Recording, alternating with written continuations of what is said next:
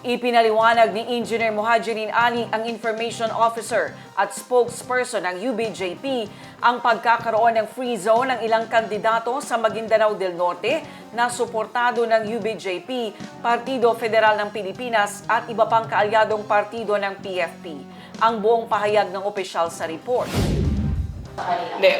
It's a matter of how you explain, no, to your own members, no, yung bagay na yan.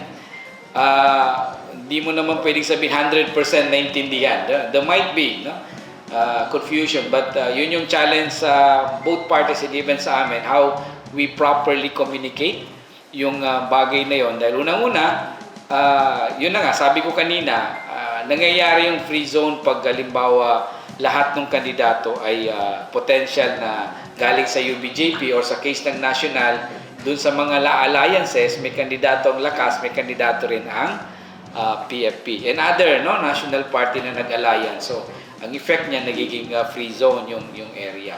So, it would be a matter of how we properly disseminate the information. Pag natapos yung filing, makikita muna yung kabuuan, di ba? So, on the part of the UBJP, malalaman na niya rin kung sino yung mga kandidato ng BGC, kung sakali, o di kaya yung SIAP o yung Itihad, kung nakapag-convention man yan, kung tutuloy pa ba sila, right? Kasi, from now on, no, from this year until next year, maraming pwedeng mangyari. Tama? Even the candidates of the UBJP, kahit na dalawa yan, halimbawa, maging free zone, yung possibility na mag-withdraw ang isa dyan, nandun pa rin.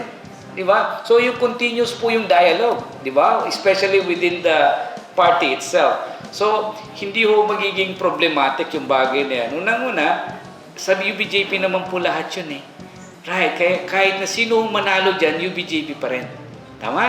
Right, so it would be a matter of how we will be handling this in the next couple of months until the election would come. Right? Pero ang importante, makikita po ng UBJP kung ano po yung magiging landscape po ng politika, especially on those candidates na meron tayo after the filing ng candidacy come this November 4 to 9.